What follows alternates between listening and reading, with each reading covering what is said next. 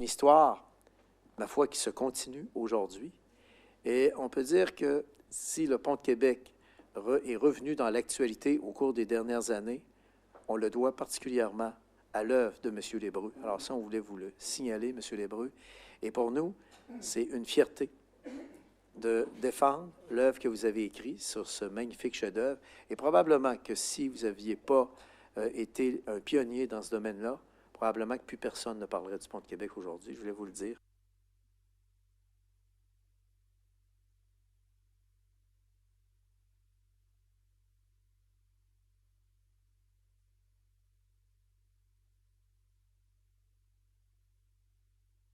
A également prononcé plus de, tenez-vous bien, 2000 conférences sur le sujet. J'ai bien dit 2000, c'est peut-être plus, mais 2000 conférences sur le sujet. Il a participé à plusieurs émissions de radio et de télévision. Il a rédigé des articles pour plusieurs revues importantes ainsi que pour l'Encyclopédie du patrimoine culturel de l'Amérique française, en plus de collaborer à la réalisation de 8 films documentaires. Michel Lébreux est un des membres fondateurs du Comité pour la sauvegarde et la mise en valeur du Pont de Québec. En 2002, le travail de Michel Lébreux a été reconnu à l'échelle nationale lorsque la Société canadienne de génie civil lui a décerné le prix Gordon Plewy pour sa contribution à l'étude de l'histoire du génie civil au Canada. En avril 2009, il a reçu le prix du patrimoine dans la catégorie Interprétation et diffusion pour la grande ville de Lévis, et ça pour l'ensemble de ses réalisations en rapport avec le Pont de Québec. En janvier 2013, il a été récipiendaire de la médaille du Jubilé de diamant de la reine Élisabeth II pour l'ensemble de son œuvre en éducation, en histoire et pour ses conférences et ses écrits concernant le Pont de Québec. Le 25 mai 2013, la Société canadienne des ingénieurs seniors l'a nommé membre honoraire de cette prestigieuse association d'ingénieurs. En novembre 2014, au nom de la Chambre des communes, le député de Louis-Hébert, M. Denis Blanchette, lui a remis un certificat honorifique pour son engagement exceptionnel à conscientiser la population à l'importance de préserver ce joyau patrimonial qu'est le Pont de Québec. En février 2015, il a été reconnu au titre de diplômé influent par l'Association des diplômés de l'Université Laval. Michel Lébreux est également le président fondateur de la Société d'histoire de Saint-Romuald de 1992 à 2016. Et à ce titre, il a coordonné la publication, et ici on dit la publication, je dirais la magnifique publication, la Carvelle, une publication à caractère historique. Alors, M. Lébreux, il nous fait plaisir, au nom de la population de Lévis et au nom de l'ensemble de tous les membres du conseil municipal, unanimement, donc, de vous inviter à signer le livre d'art de la ville de Lévis. Alors, félicitations, M. Lébreux, et on tient à vous dire merci infiniment pour avoir projeté dans notre ville et pour avoir quotidiennement mis en valeur ce qu'est l'être humain. Et autour d'un pont, vous l'avez toujours dit, il y a des gens qui l'ont bâti, qui l'ont construit, et vous avez fait un travail admirable au sein de notre collectivité. Vous méritez toute notre admiration, M. Lébreux. Félicitations, on est très fiers que vous soyez invité à signer le livre d'art de la ville de Lévis ce soir. Merci.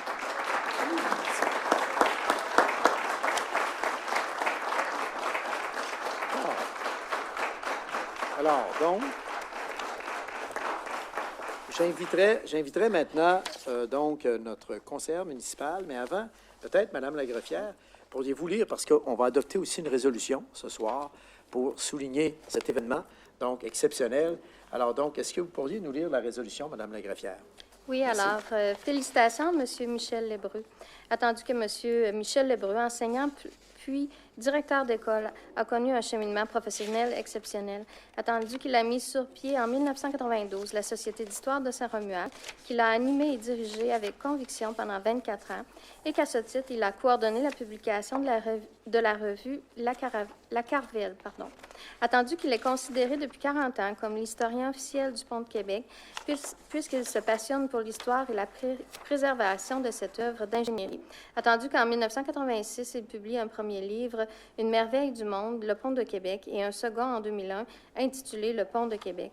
Attendu qu'à titre de membre fondateur du Comité pour la sauvegarde et la mise en valeur du Pont de Québec, M. Lébreux a prononcé plus de 2000 conférences sur le sujet depuis 2002 et que son travail est reconnu à l'échelle canadienne. Attendu qu'en 2002, il reçoit le prix W. Gordon je suis pas sûre du mot, hein, Flowers. Désolée, remis par la Société canadienne de génie civil et obtient en 2009 le prix du patrimoine de la ville de Lévis dans la catégorie interprétation et diffusion. Attendu qu'en 2013, il est récipiendaire de la médaille du jubilé du diamant de la reine Élisabeth II et est nommé membre honoraire de la Société canadienne des ingénieurs seniors. Attendu qu'en 2014, il reçoit un certificat honorifique de la Chambre des communes et qu'en 2015, il est reconnu au titre de diplômé influent par l'Association des diplômés de l'Université Laval. La proposition est de féliciter M. Michel Lébreux pour l'ensemble de sa carrière, source de fierté et d'inspiration pour la population lévisienne. J'en fais la proposition. Donc, c'est adopté à l'unanimité. Alors, voilà la résolution. Maintenant, j'inviterai donc M. Lébreux à s'avancer à l'avant avec Mme Monique Dubé, qui va également signer le livre d'art à titre de présidente du conseil d'administration de la Société d'histoire de Saint-Romuald. Je vais signer le livre d'art. Je serai accompagné de Mme Brigitte Duchesneau. Donc, nous procédons maintenant à la cérémonie de signature. Alors, voilà.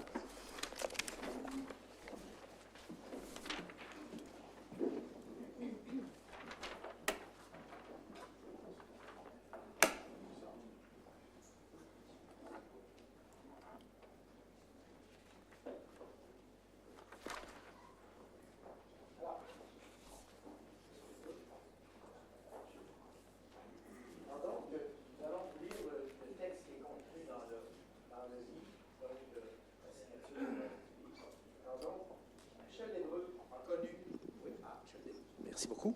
Alors, Michel Lébreux a connu un cheminement professionnel exceptionnel, enseignant puis directeur d'école. Oups, ça ne sera pas long. Il met sur pied en 1992 la Société d'histoire de Saint-Romuald, qu'il a animée et dirigée avec conviction pendant 24 ans. À ce titre, il coordonne la publication de la revue La Carvelle. Considéré depuis 40 ans comme l'historien officiel du Pont de Québec, il se passionne pour l'histoire et la préservation de cette œuvre d'ingénierie. En 1986, il publie un premier livre, Une merveille du monde, le Pont de Québec, et un second en 2002, le Pont de Québec. Membre fondateur du Comité pour la sauvegarde et la mise en valeur du Pont de Québec, Michel Lébreux a prononcé plus de 2000 conférences sur le sujet. Depuis 2002, son travail est reconnu à l'échelle canadienne. En 2002, il reçoit donc le prix remis par la Société canadienne de génie civil. Il obtient en 2009 le prix du patrimoine de la ville de Lévis dans la catégorie interprétation et diffusion. Et en 2013, il est récipiendaire de la médaille du jubilé du diamant de la reine Élisabeth II et est nommé membre honoraire de la Société canadienne des ingénieurs seniors. En 2014, il reçoit un certificat honorifique de la Chambre des communes et enfin en 2015, il est reconnu à titre de diplômé influent par l'Association des diplômés de l'Université Laval. Félicitations à M. Michel Lébreux pour l'ensemble de sa carrière, source de fierté et d'inspiration pour la population lévisienne. Lévis, ce 27 mars 2017. Félicitations encore une fois, M. Lébreux. Magnifique travail, je vais vous dire. Puis, en même temps, M. Lébreux, avant de procéder à la signature, il me fait plaisir de vous remettre une petite œuvre d'art, une statue du Chevalier de Lévis, et donc qui est une réplique de la statue du Chevalier de Lévis, qui se trouve dans l'une des corniches de l'Assemblée nationale à l'avant, réplique qui a été par la suite transposée à la terrasse de Lévis, et réplique qui a été scannée à nouveau. Cette réplique a été scannée par une grande entreprise de Lévis, Créaforme, qui opère maintenant dans 10-15 pays dans le monde, et un artiste en fait des reproductions donc pour la ville de Lévis. Alors, il nous fait plaisir de vous l'offrir. Alors, et donc, nous procédons à la signature du livre d'art. Avez-vous quelque chose à ajouter, Mme Duchesneau? Bien, écoutez, d'abord, je salue tous les gens qui sont venus accompagner M. Lébreux ce soir, des citoyens du quartier Saint-Romuald que je représente. Alors, je suis très fière de ça. Puis j'en profite pour féliciter personnellement M. Lébreux aussi, qui reçoit ici, en fait, un honneur bien mérité. Alors, on est très content de vous accueillir ici aujourd'hui, ainsi que les gens qui vous accompagnent. Merci. Merci. Procédez à la signature et après.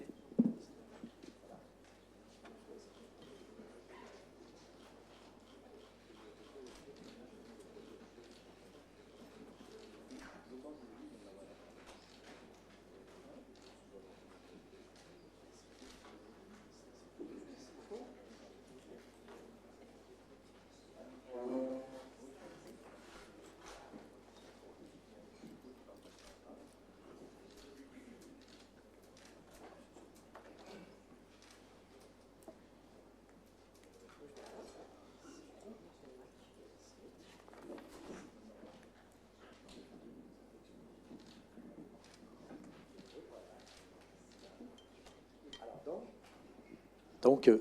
Lébreux, un petit mot peut-être? Merci beaucoup et félicitations encore une fois. Alors, merci beaucoup, Monsieur le maire. Alors, c'est un grand honneur pour moi. Je vous remercie infiniment. S'impliquer dans la ville de Lévis, bien, c'est toujours agréable parce que c'est une ville dynamique qui fonctionne bien, qui est bien organisée. Alors, j'ai toujours apprécié le soutien qui m'ont été apportés par les gens de la ville. Je remercie également la Société d'histoire qui a proposé ma candidature.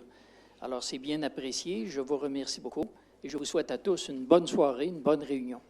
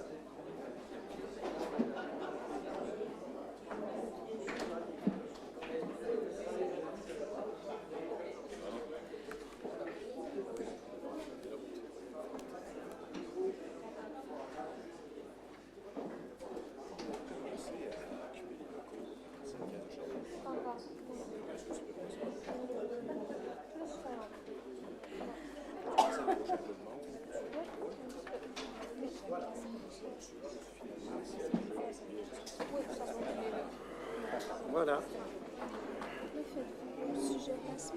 Là, c'est quoi? Je trouve plus mon document. Le sujet de la semaine? Faudrait que j'appellerais où, là? Oui. Je trouve plus mon document. Ah, il est ici, c'est ça? Oui, ça, c'est pour la séance. OK, bien, je l'ai, je pense. Un retour sur vos communiqués, non, pour ce soir? Non, pas ce soir. OK, bien, attends, je vais peut-être y aller. OK. OK, on va y aller. OK. On est rendu. C'est-tu la bonne? Ça va être ça.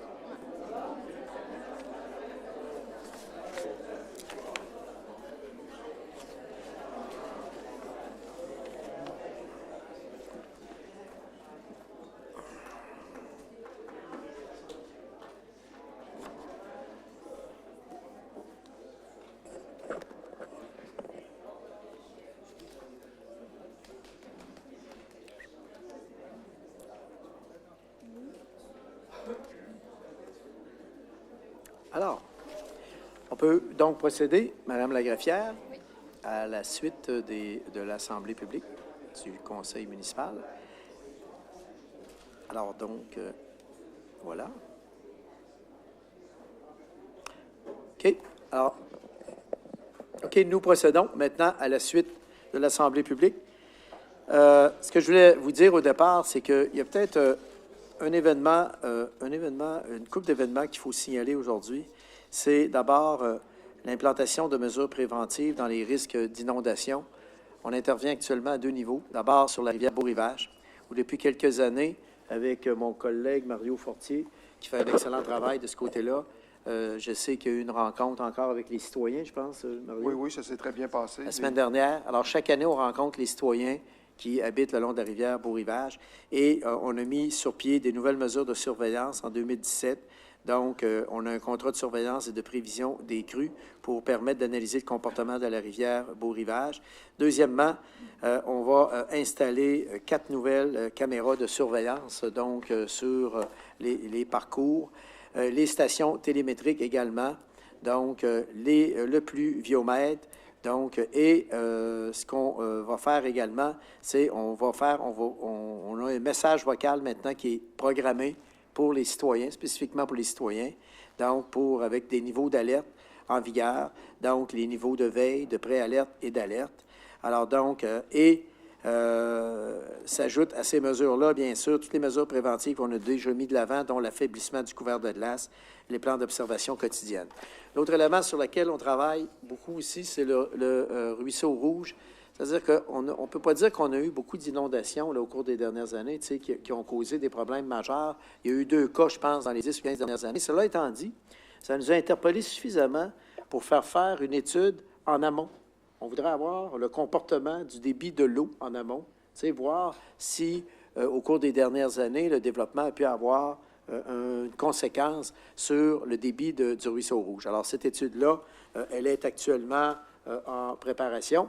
Alors donc, voilà les éléments sur lesquels on travaille actuellement.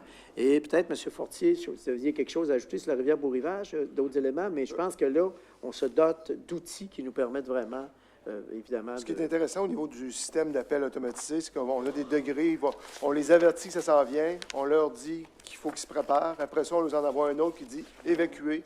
Fait que vraiment, on a une gradation dans le type de message pour être certain que les gens soient évacués en bon temps. Puis on les a bien sûr rappelés aussi d'être toujours prêts, d'avoir des bagages quand ils partent. Puis c'est toujours des messages à répéter, mais on a quand même une bonne réception de leur part. Puis nos services, entre autres, le chef des pompiers et la responsable de la sécurité civile, ont fait un très, très bon travail pour expliquer aux gens comment ça se passait. Merci. Alors, voilà donc pour les principaux éléments.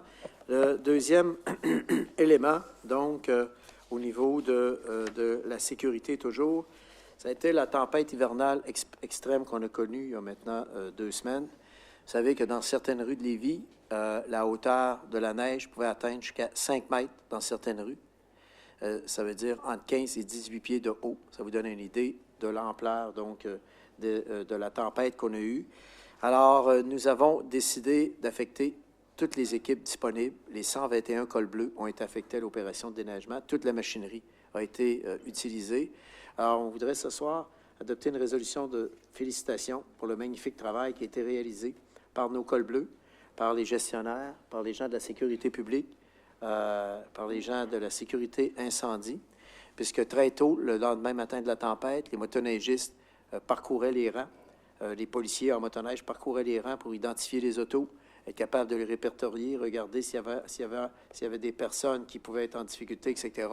Donc, on a eu une opération de sécurité publique préventive qui a été extraordinaire. Mais surtout, l'élément clé, c'est la décision qu'on a prise grâce à une intervention de sécurité publique rapide où dès 17 heures, le soir de la tempête, donc la veille de la tempête, nous avons mobilisé tous nos cols bleus. Les 121 cols bleus ont été mobilisés, tous les équipements. Et s'il y avait un équipement qui avait un bris, il fallait qu'il soit réparé immédiatement. Donc, tous les équipements ont été utilisés, sans exception. Alors, on peut dire que le travail s'est réalisé de façon, disons, dans les circonstances convenables. C'est sûr que quand on arrive, par exemple, on avait un opérateur sur une gratte qui est resté coincé dans la tempête, dans un rang, je pense, dans le secteur de Saint-Jean-Chrysostome, si ma mémoire est bonne. Alors, juste pour s'y rendre, alors on est dans une rue, là, juste pour s'y rendre, ça a pris 2 loaders, 2 souffleuses, et ça a pris 2 heures et demie. Ça vous donne une idée de la hauteur de la neige qu'il y avait là. Donc, c'est quand même des opérations assez exigeantes. Alors, on ne dégage pas une rue. La meilleure preuve, c'est que, par exemple, les chenilles pour les trottoirs étaient inutilisables parce que la neige était trop abondante. Donc, les chenilles étaient d'une totale inefficacité. Il fallait d'abord passer avec la souffleuse pour dégager le trottoir et après, les chenilles pouvaient intervenir. Alors, ça vous donne une idée quand même que c'est des opérations, somme toute, assez complexes. Alors, je pense que le personnel de la Ville mérite notre admiration. On ne dit pas que tout a été parfait 100%, mais on dit qu'on a déployé le maximum qu'on pouvait déployer dans de telles circonstances. C'est à l'unanimité? Oui, super. Alors, donc, voilà. Alors, juste pour votre information, quand on parle d'équipement de la Ville de Lévis, nous disposons d'une quinzaine d'équipements pour le déneigement de trottoirs, 30 saleuses, 30 souffleuses, 35 équipements de grattage, 17 000 tonnes de sel qui ont été épandues, 8 500 tonnes d'abrasifs, 15 équipements de contrat à location à l'heure avec opérateur. Alors, on est prêt à faire face à la musique et on a déployé le maximum qu'on pouvait déployer lors de cette fameuse tempête. Alors voilà, Madame la greffière, nous allons maintenant procéder à la première période de questions. Oui, est-ce qu'il y a des questions? Oui. Oui, bonsoir, Monsieur le maire, bonsoir, conseiller. Mon nom est Sylvain Tremblay, j'habite sur Henriette-des-Saules à Saint-Nicolas. Je suis accompagné de plusieurs personnes de ma rue ce soir parce qu'on vit en ce moment beaucoup d'inquiétudes face à un projet qui touche la zone 0250. Il y a déjà eu une réunion avec des conseillers de l'urbanisme. J'étais malheureusement en vacances à ce moment-là, je n'ai pas pu y assister. Et depuis ce temps-là, il y a eu des développements au niveau des discussions. Le promoteur essaie de nous contacter, on ne répond pas parce qu'il n'y a pas de raison de lui répondre, d'autant plus qu'il n'est pas propriétaire du terrain. C'est un monsieur Glackmeyer qui est propriétaire. Bref, on est très inquiet parce que c'est un magnifique quartier. J'ai acheté une belle résidence là l'été dernier. Alors, pouvez-vous nous dire en quoi consiste le projet? Vous allez voir. Juste pour... à quoi consiste le projet? En fait, initialement, le projet, c'était un projet de commerce léger dans une zone zonée C3, donc avec un bureau à partager, une pharmacie, quelque chose de léger qui avait aucun problème. D'ailleurs, nous, on l'a considéré. Alors, en quoi consiste le projet? Le nouveau projet, ce qui est demandé, c'est un changement de zonage pour une zone qui s'appelle C4. Okay. Et le promoteur, lui, veut faire une station-service, un lave-auto, une commande à l'auto 24 heures. Okay. Et ça n'a aucun sens. Ma maison est en face. Les gens du quartier, on entend déjà les commandes de chez Ben, qui est un casse-croûte à un demi-kilomètre de là. Donc, on est déjà dans une zone commerciale. Mais là, ce que vous dites, c'est qu'on veut faire donc une zone commerciale à niveau de contraintes plus élevé. C'est ça que je comprends? Quelque chose de beaucoup plus gros qui est inconcevable, puisqu'on a des maisons, des bungalows de 8-9 ans avec des garages, des maisons quand même assez haut de gamme. Et évidemment, le compte de taxe vient avec. Je n'ai pas de problème à le payer. J'ai eu mon évaluation dernièrement, puis ça fait plaisir de payer des taxes. Ça vaut ça. Par contre, très satisfait de la ville de Lévis jusqu'à maintenant. C'est ça. Mais nous, on ne peut pas avoir d'entendre des commandes de Timbit puis de café à longueur de journée. On va virer fou, vous comprenez? Donc, on est très, très, très inquiets. On est tous, en tout cas, j'imagine, à l'unanimité, d'après ce que je peux voir, contre ce projet-là. Il y a eu des rencontres déjà qui ont été faites. Oui, il y a eu des soirées. Il y a eu une soirée de consultation. Oui, exactement. Je sais qu'il n'y a pas eu d'acceptation de la part des membres du Conseil de l'urbanisme. C'est bien correct. Je pense qu'on est sur la bonne voie. Et on me dit qu'elle allait avoir, pour me corriger, qu'elle allait avoir une rencontre le 10 avril, je pense, entre les membres de l'urbanisme. Bon. Et par la suite, il va y avoir des décisions si on vous propose ou pas. Moi, ce que je demande de comprendre notre situation et de nous aider là-dedans. Parfait. Pour qu'on puisse être appuyé par vous, puis qu'on n'ait pas à se rendre plus loin pour faire de l'opposition pour rien, parce que c'est clair que ça passera pas. Alors, voici ce qu'on va faire. Donc, on va regarder ça avec M. Dumoulin et on va être très proactifs. Merci beaucoup de nous avoir signalé. Est-ce que je pourrais ajouter juste un petit point? Oui, allez-y. Vous connaissez cette rue-là, c'est la rue de l'ancien Cinéparc. Oui, c'est ça. D'accord? Avant, là, c'était boisé, il y avait du bois partout, c'était magnifique. OK? Alors, dans ma rue, moi, je suis sur Henriette-des-Saules, je suis face à une maison qui, en arrière, toutes les maisons, il y avait du bois. OK? Puis après ça, c'est la rue Jérôme Demers, là, maintenant. Okay. Donc, on savait qu'on en a acheté, que ça allait être développé parce qu'on voyait l'enseigne. Sauf qu'il y a eu une coupe à blanc complètement. Tous les arbres ont sauté. Alors maintenant, là, on voit tous les voisins arrière, tout était là. On ne comprend pas pourquoi non plus que le promoteur ou le propriétaire du terrain, pas le promoteur parce qu'il n'est pas encore propriétaire, comment ça qu'il a eu le droit de tout raser ça, lui?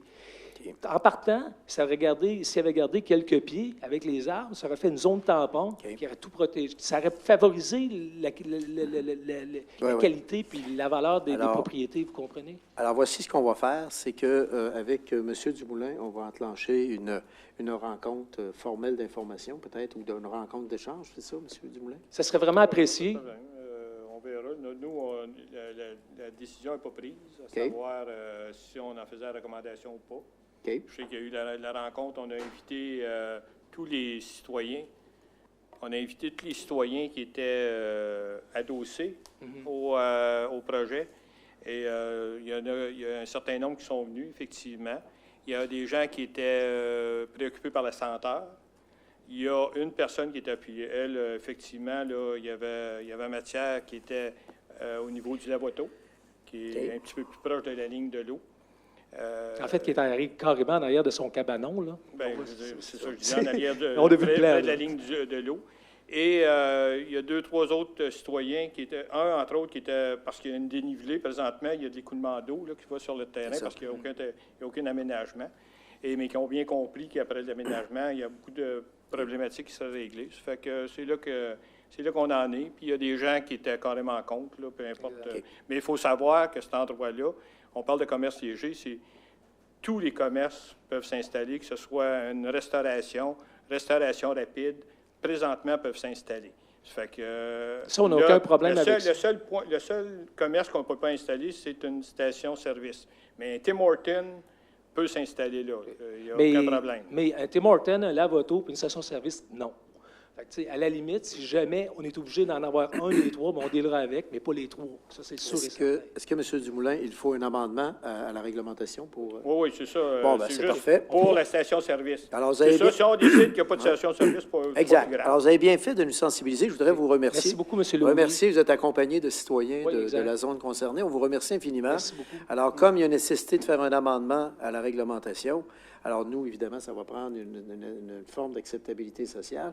On va en profiter en même temps pour regarder la possibilité de créer une zone tampon, là, Bien, c'était tout prévu, là. Ouais, il y a une zone tampon, il y a... Excuse, là, tout pas... était déjà tout inclus, là. Parce qu'en plus, on a un PIA. OK. Donc, alors, peu importe le commerce, il y aura zone tampon, il y aura aménagement. Alors, donc, ce qu'on va faire, c'est que on va suivre ça de près, mais on va s'organiser pour que vous puissiez suivre, vous autres aussi, de près, le dossier. Qu'on puisse se parler aussi, s'impliquer. Oui. Qu'est-ce que tu en penses? Oui, il n'y a pas de problème. Excellent. On va y aller avec ça. Merci alors, beaucoup. est-ce que c'est vous qui allez devenir un peu le... Ben non, on est plusieurs, mais je peux être un lien, puis Bon, je pense alors qu'on pouvez-vous donner peut-être Mais là, votre... Oui, comme absolument. je vous dis, nous, on a une rencontre le 10, suite aux discussions C'est qu'on aura entre nous. OK. Si on décide de ne pas aller plus loin, le dossier va se terminer. Oui, ça va être correct, ça va être parfait même.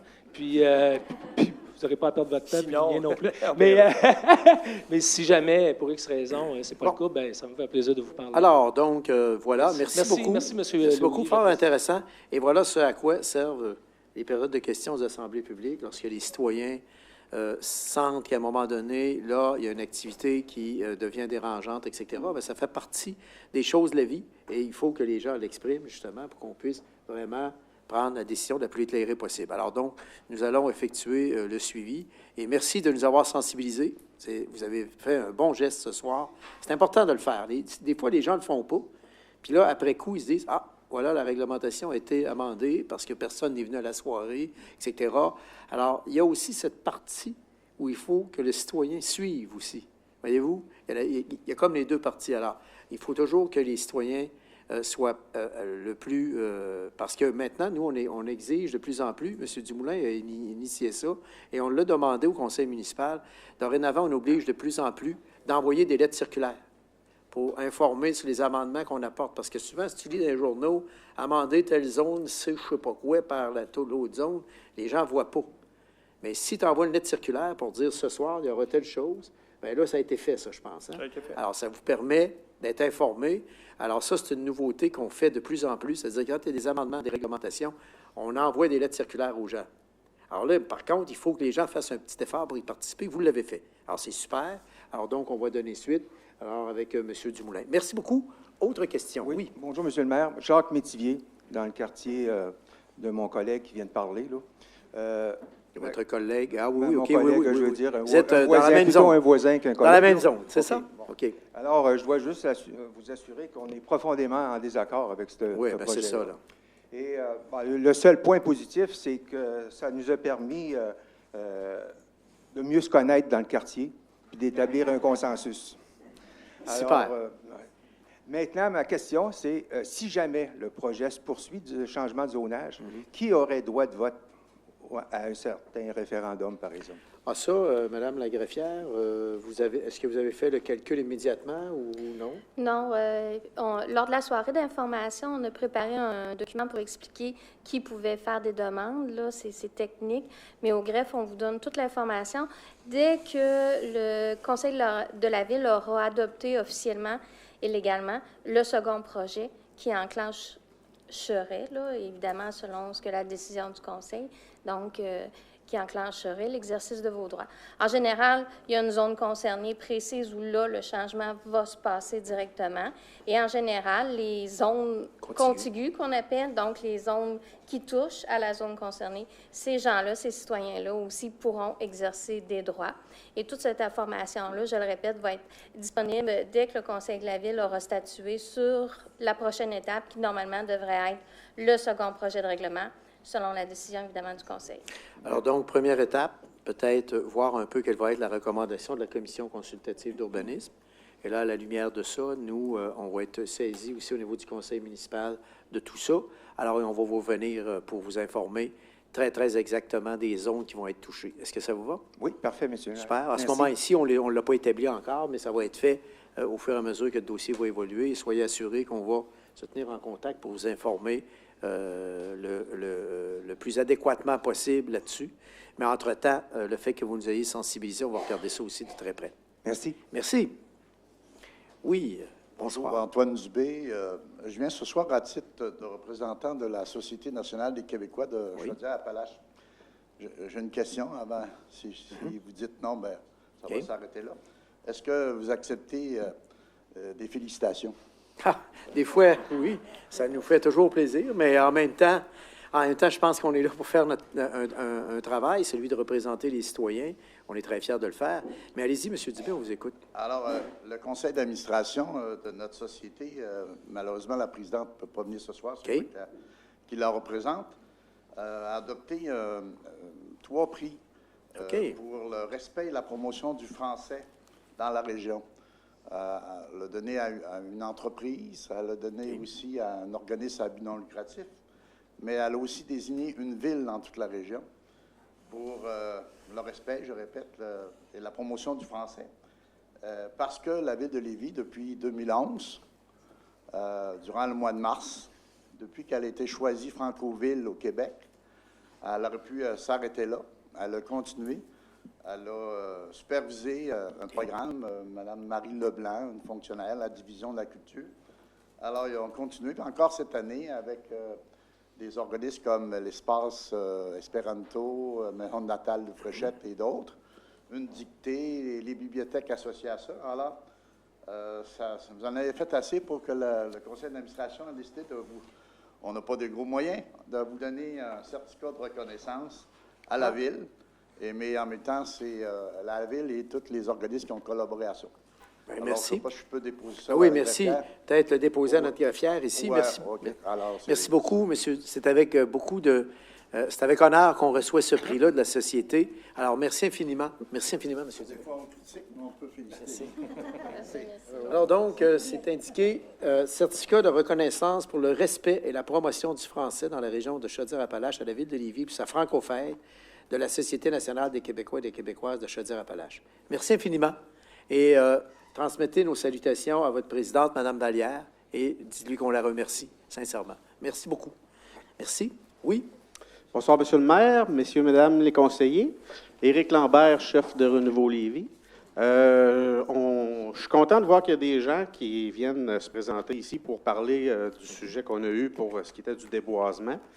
Je tiens à dire à la population que ça fait quand même 4 ans que nous, on en Je parle. m'excuse, là. Je vais vous arrêter tout de suite, là. On n'est pas ici pour faire des débats politiques, là. On a répondu à des questions. On parle d'un de citoyens. projet, là. Non, mais attendez une minute. Quelle est votre question? Parce qu'on est à la période de questions. Là. On n'est pas ici pour faire des débats, là. Ben, laissez-moi parler, je vais la poser la question. Posez votre question. Ça fait 4 ans que nous autres, on en parle de ce projet-là, le déboisement. On ne s'attendait même pas à ce que ça soit aussi grand. Puis là, on voit que, les gens commencent à s'inquiéter Quelle est la sur question? le sujet. Bien, regardez, je voulais juste savoir pourquoi, je vous ai posé la question à la dernière séance, pourquoi que la demande de changement de zonage a été aussi facile, parce que le projet, ça fait 10 ans qu'il est là, qu'il était supposé avoir un changement de zonage pour un poste à essence. Ils ont eu de la misère, ça ne s'est pas fait, mais là, ça se fait rapidement. on va répondre à votre question. Premièrement, il n'y a rien de fait. Alors, c'est un projet de développement qui a été déposé où ça nécessite un amendement à la réglementation. La loi sur l'aménagement et l'urbanisme encadre la façon dont ça doit être fait. Alors, nous, il y a eu une première soirée de consultation qui a été faite. Et comme je vous dis, nous, maintenant, on veut que ce soit très transparent. C'est la raison pour laquelle les citoyens ont reçu une invitation. Le projet est exposé aux citoyens qui interviennent. Et là, il n'y a aucune décision de prise en passant, là. Non, mais je constate que vous avez un autre intérêt quand c'est les gens qui se présentent que quand c'est nous qui abordons le sujet. Je suis content que ça bouge, mais... Non, mais c'est parce que, je m'excuse, là, mais ici, on n'est pas ici là, pour faire des débats politiques, là. Nous autres, on est ici pour gérer les décisions que prend un conseil municipal, ça décide par résolution. Donc, nous, on est ici pour présenter à la population les décisions du conseil municipal. Il y a une période de questions où là, les citoyens peuvent dire, moi, vous savez, j'ai telle problématique particulière dans mon secteur, comme on a eu tout à l'heure. C'est également mon secteur, c'est pour ça que j'interviens sur le sujet. Bon, alors qu'est-ce que vous avez de plus à ajouter qui pourrait nous aider? C'est juste que je trouve que vous montrez un intérêt remarquable quand c'est quelqu'un d'autre qui pose la question, alors que nous autres, on aborde souvent le sujet puis qu'on est comme évité sur le sujet. Non, mais quelle est votre question? Je vais poursuivre avec une autre question. C'est que par rapport au développement de l'Étoile, l'école L'Étoile qu'il y a eu, il y avait, me semble, de mémoire, un accord avec l'école qu'il n'y aurait aucune chaîne de restauration rapide dans le secteur. Est-ce que c'est vrai ou c'est faux? Pas du tout. Non, pas du tout. Allez-y, M. Dumoulin. Pas du tout, pas du tout. Il n'y a jamais eu d'entente. Je me souviens de mémoire qu'il y avait eu certaines personnes qui s'étaient posées la question, mais au niveau de la municipalité, au niveau de la ville, il n'y a eu aucune entente. Voilà, il n'y a aucune entente. D'accord. Dernière question, oui. Concernant le SRB et le financement du fédéral, vous avez dit d'entrée de jeu que, juste avant la séance, qu'à 10 % la Ville n'irait pas de l'avant avec un SRB. Je vous en félicite. Maintenant, est-ce que la Ville prévoit un plan B si le SRB ne fonctionne pas? C'est-à-dire que pour répondre à la question, d'abord, juste une petite précision. On n'a pas dit que c'était terminé pour le SRB. Nous allons attendre le budget du gouvernement provincial. Vous savez qu'actuellement, le gouvernement fédéral a annoncé qu'il pourrait aller jusqu'à hauteur de 40 %.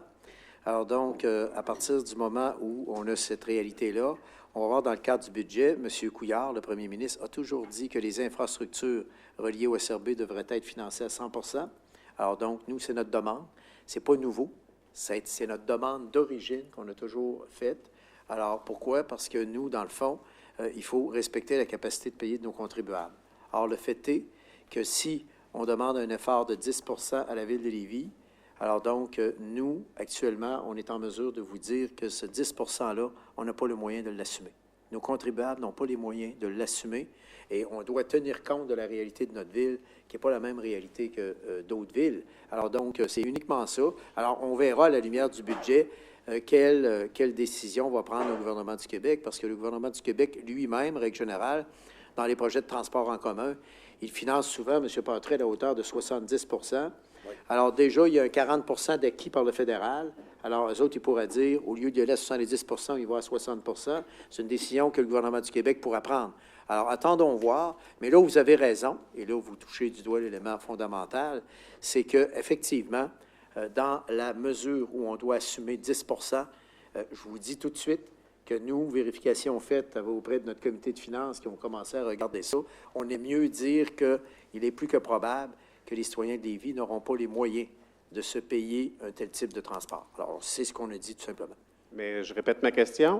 Est-ce que la Ville a un plan B si ça ne fonctionne pas? Bien, le plan B sera élaboré en temps et lieu, mais là, pour le moment, le dossier évolue. Alors, on verra à partir de ce moment-là quelle discussion et orientation va prendre le conseil municipal. Parfait. Parce que juste vous dire, vous mentionnez quelque chose, c'est que je travaille à Charlesbourg, ça me prend 19 km, ça me prend 15 minutes. Je travaille aussi chez Desjardins. De chez moi, c'est 19 km, ça me prend 45 minutes.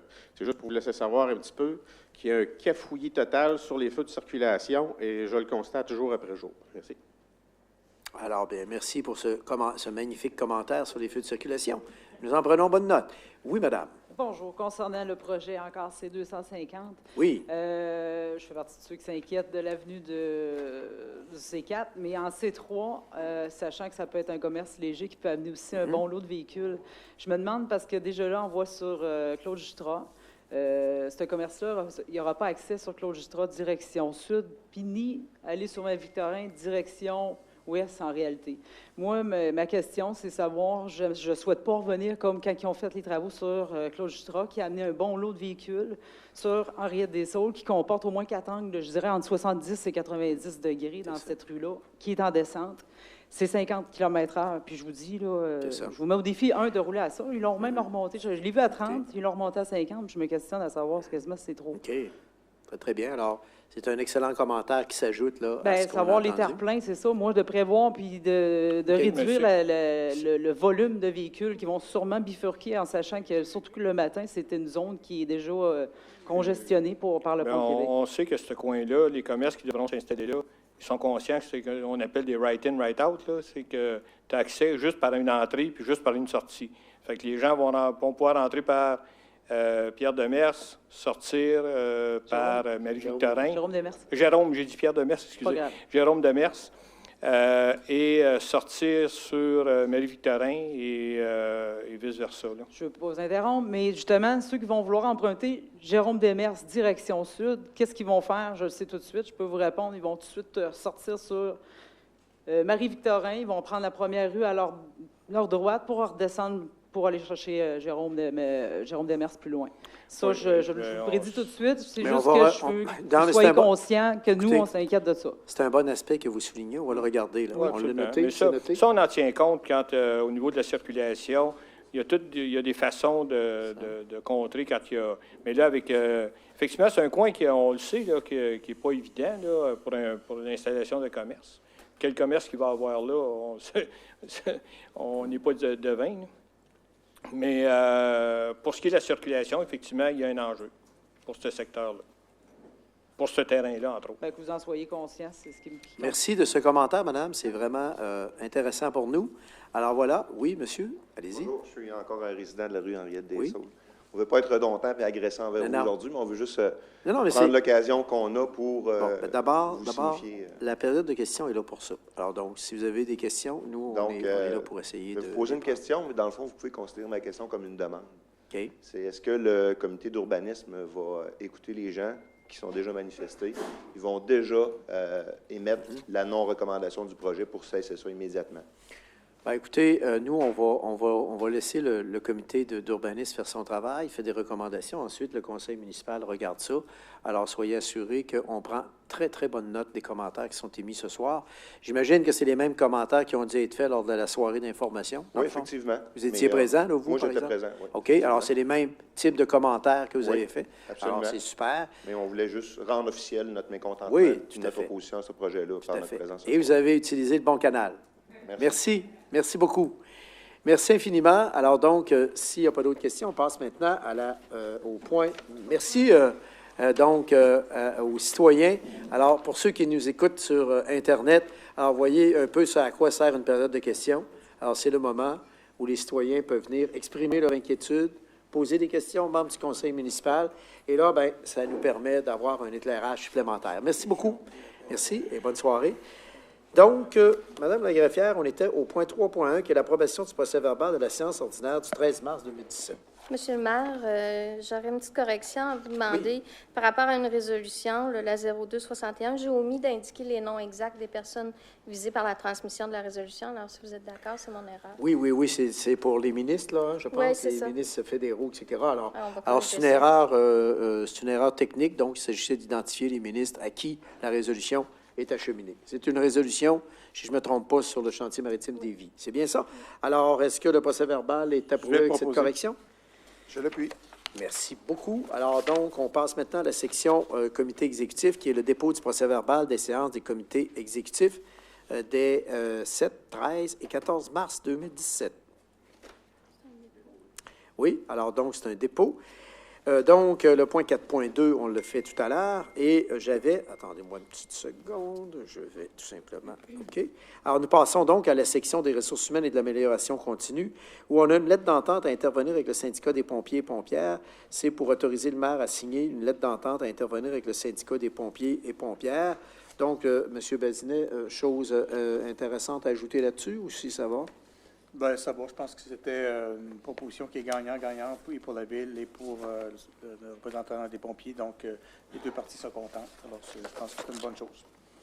Alors, voilà. Alors, donc, nous procédons maintenant aux besoins de main-d'œuvre à la direction des infrastructures. Donc, cette résolution autorise un mouvement de main-d'œuvre à la direction des infrastructures et un autre besoin de main-d'œuvre à la direction des infrastructures, c'est des mouvements de main-d'œuvre à la direction des infrastructures qui n'ont pas, je pense, M. Bazinet, d'impact financier. C'est prévu dans le cadre budgétaire habituel. Oui, tout à fait. C'est prévu dans le cadre budgétaire. Alors voilà, c'est tout pour la direction des ressources. Proposer. Oui, merci. Alors donc, au niveau du vérificateur général, bien là, on a quelque chose d'important. Alors donc, au niveau du rapport du vérificateur général, c'est que ce soir, nous déposons le rapport du vérificateur général et nous voulons d'abord adresser nos félicitations à notre vérificateur général qui est ici présent. Peut-être, M. Denis, vous levez que les gens vous connaissent. C'est notre vérificateur général à la Ville de Lévis. Alors, pour lesquels, donc, on a demandé, au niveau de l'usine de production d'eau potable des Jardins, on a demandé de faire une étude assez exhaustive sur les pratiques de gestion, à savoir, finalement, est-ce que tout a été fait dans les règles de l'art? Est-ce qu'on a utilisé les bonnes pratiques de gestion? Alors, d'entrée de jeu, ce qui ressort, c'est que les règles en matière de gestion contractuelle ont été respectées, les dispositions de la loi des cités et villes également. Mais au fond, une des problématiques qui est observée, on est en 2007 à l'époque, c'est on est une ville qui est issue d'un regroupement de municipalités plus petites, et donc il n'y avait pas cette culture de pilotage de grands projets dans Lévis. J'essaie de résumer un peu le rapport du vérificateur général.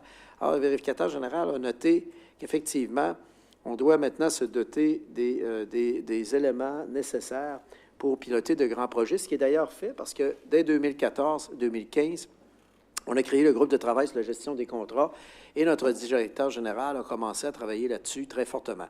Alors, c'est intéressant. Le vérificateur général nous fait une dizaine de recommandations très intéressantes qu'on va mettre de l'avant. Il y en a une partie qui sont mises de l'avant. Est-ce que vous avez des choses à ajouter, Monsieur le directeur général, peut-être? Peut-être un mot rapide. Parce que c'est effectivement, ce rapport-là a été rendu public cet après-midi par le vérificateur général et donc également en présence du directeur général, M. Simon Rousseau, et de notre directeur général adjoint, M. Christian Tanguay. Et on félicite le vérificateur général pour le magnifique travail réalisé. Peut-être, M. Rousseau, si vous pouviez compléter sur le plan administratif. Oui, rapidement, M. le maire, merci. Dans le fond, ce qu'on précise, c'est que l'administration a collaboré grandement avec M. Denis. L'objectif est toujours dans un mode d'amélioration continue, d'améliorer nos façons de faire. On le réitère de 2007 à 2014.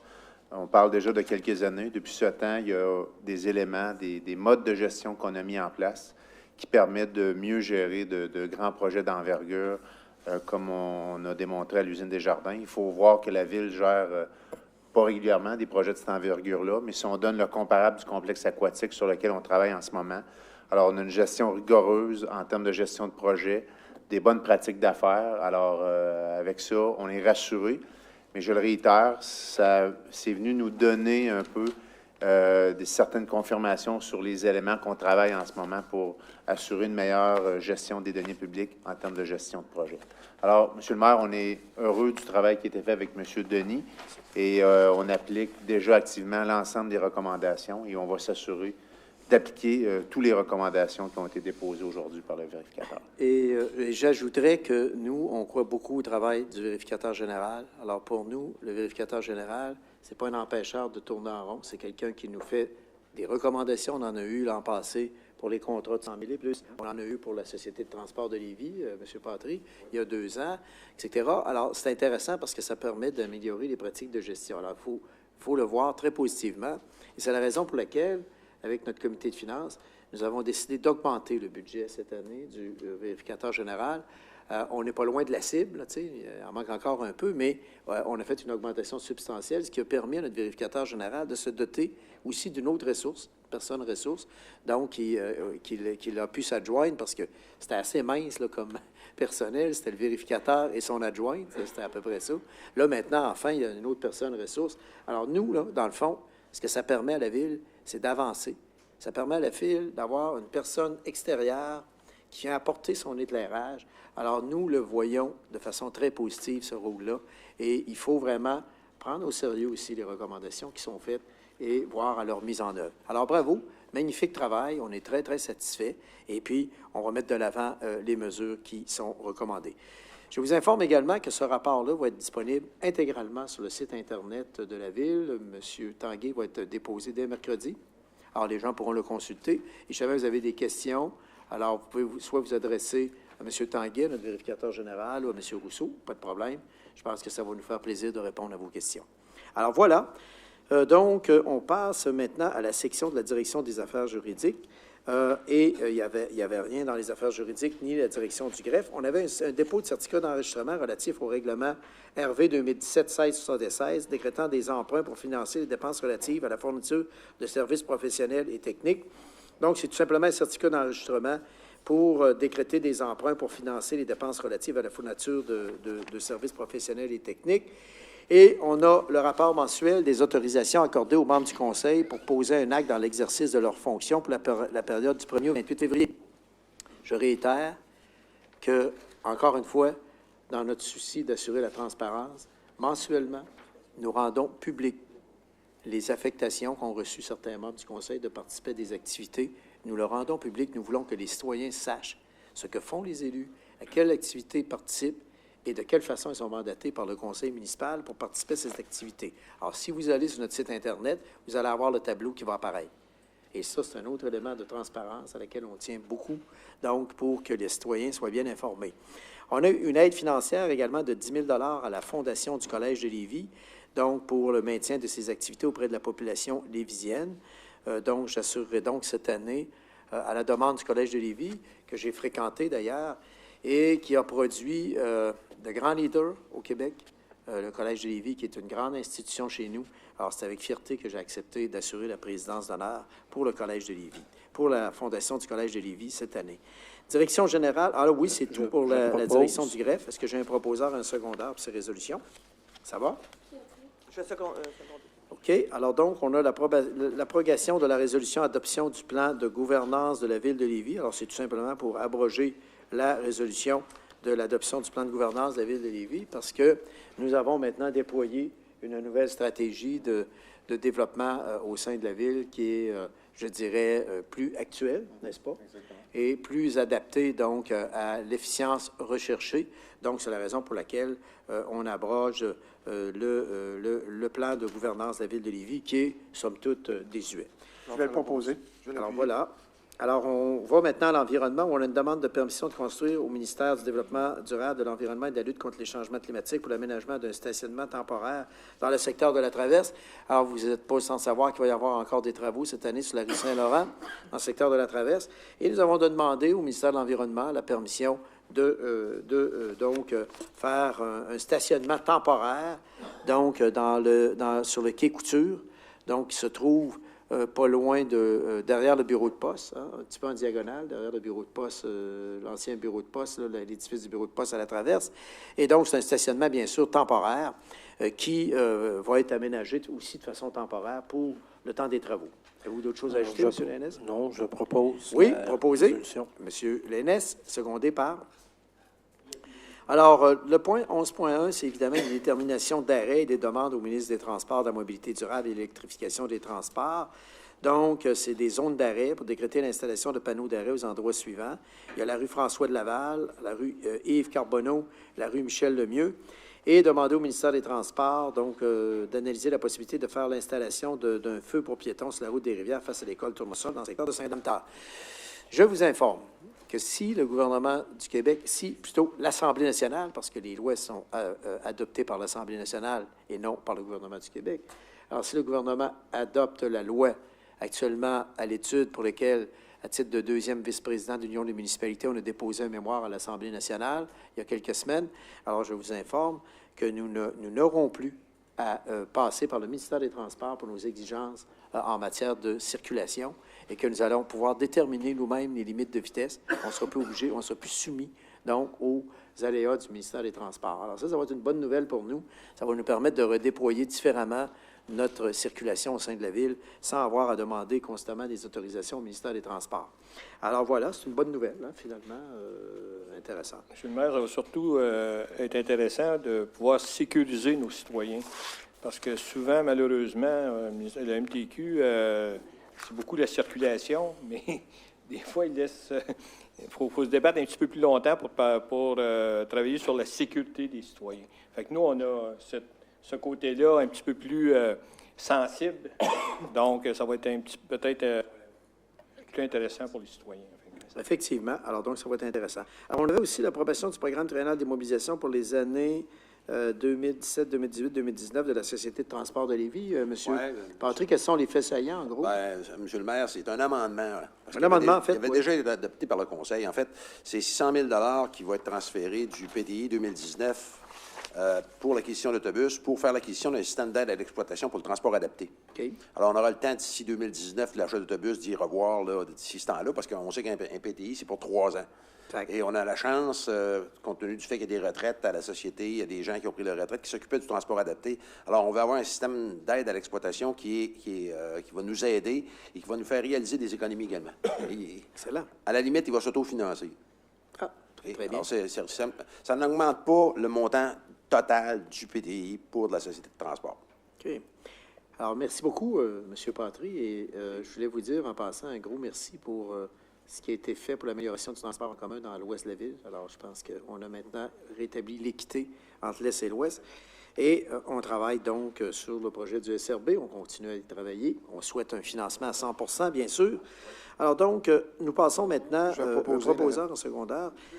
Alors, on passe à l'aide financière aux organismes de la communauté. Donc, c'est des aides financières qu'on accorde aux organismes de la communauté en fonction de leur reconnaissance, bien sûr. Et ça... je peux vous dire que c'est très rigoureux comme exercice. Alors, mais on est très, très fiers de soutenir le milieu communautaire. Alors donc, on avait aussi une entente de partenariat territorial avec le Conseil des arts et des lettres et la municipalité régionale du comté de Lillette et le Conseil de la culture des régions de Québec et Chaudière-Appalaches. Donc, avec le Conseil des arts, la municipalité régionale, le comté de Lillette et le Conseil de la culture, on a une entente qu'on signe avec cette MRC de Lillette. Alors, les gens peuvent dire pourquoi on signe une entente? Parce qu'on a un point commun. Le musée de Lillette met en évidence le capitaine Bernier. Et nous avons inauguré l'été dernier la statue du capitaine Bernier à la Traverse. Alors, on va travailler ensemble avec Lillette. Je pense que c'est un bon trait d'union qu'on peut faire entre les deux collectivités. Donc, c'est un beau clin d'œil qu'on lance à Lillette. Alors, donc, c'est intéressant de participer avec eux à cette activité. Autorisation pour l'utilisation donc, du parc Le Picard et fermeture d'une rue dans le cadre du symposium, c'est pour le village en or, où effectivement, on leur permet d'utiliser un parc et on ferme une rue. C'est un contrat aussi qui est à intervenir avec le complexe de soccer Onco de Lévis pour la location d'heures pour le soccer. Et là, je peux vous dire une chose, on a quelque chose qui est assez intéressant au niveau du soccer au moment où on se parle. Alors donc, cette résolution-là fait en sorte, tenez-vous bien, que cette année, au niveau du complexe de soccer Onco, il ne faut pas oublier qu'on a pas loin de 8 000 jeunes à Lévis, n'est-ce pas, Jean-Pierre, à peu près? Oui, 8 000 jeunes qui pratiquent le soccer à Lévis. Vous rendez-vous compte? 8 000. Quand même énorme. Alors, cette année, donc, grâce à l'ajout donc d'une autre surface intérieure au complexe Onco, donc, l'aspect intéressant, c'est que j'ai demandé tantôt de nous sortir les chiffres. Alors, le nombre d'heures qu'on va ajouter, on va passer de 2016 pour nos jeunes à 1 379 heures de location au stade Onco à 1 768 heures. Donc, c'est une belle augmentation substantielle pour répondre aux besoins de nos jeunes. Et on envisage éventuellement donc la construction dans l'est de la ville d'un nouveau soccer intérieur. Ce sera pour plus tard, mais on veut combler les déficits au niveau de nos équipements sportifs. Et ça, c'est un bon geste qu'on pose aujourd'hui pour nos jeunes qui font du soccer. Et au niveau des équipements sportifs, on a ajouté l'Aréna des Deux Glaces à Saint-Romuald. On travaille sur un autre projet dans le secteur de Desjardins. Alors, notre objectif, remettre à niveau nos équipements sportifs. Alors, voilà un élément intéressant. Et c'est un formulaire aussi au point 14.5 d'acceptation de la subvention de Bibliothèque et Archives nationales pour le programme de soutien au traitement et à la mise en valeur des archives. Alors, ça, c'est habituel, n'est-ce pas? Alors, c'est tout pour la direction de la vie communautaire. Je vais le proposer. Je vais l'appuyer. Merci beaucoup. Alors, donc, nous passons à la direction des communications et il n'y a pas de sujet à la direction des communications. On a le renouvellement du contrat d'assurance collective. Alors, je pense que c'est, si je ne me trompe pas, c'est la dernière année pour le contrat d'assurance collective. L'avant-dernière année. Alors, donc, c'est une nouvelle tarification qui est relative au contrat d'assurance collective. Donc, pour la période du 1er avril 2017 au 31 mars 2018. Donc, voilà, c'est tout pour la direction des finances. Alors, parfait, j'ai un secondaire peut-être. Alors, au niveau de la direction de l'urbanisme, on a 9 sujets. C'est la demande d'autorisation. C'est des demandes d'autorisation présentées à la Commission de protection du territoire agricole. Donc, le premier, c'est un avis favorable pour, c'est pour donner à la Commission un avis favorable pour l'aliénation d'un terrain. En fait, c'est des avis favorables qu'on donne. Demande d'autorisation pour l'aliénation et l'utilisation à des fins autres que l'agriculture d'un autre lot. Donc, c'est sur la rue de Turgeon, dans le secteur de Lévis. C'est un avis favorable pour l'aliénation et l'utilisation à des fins autres que l'agriculture. Même chose pour une autre demande d'autorisation sur une partie d'un lot. C'est la route Marie-Victorin dans le secteur.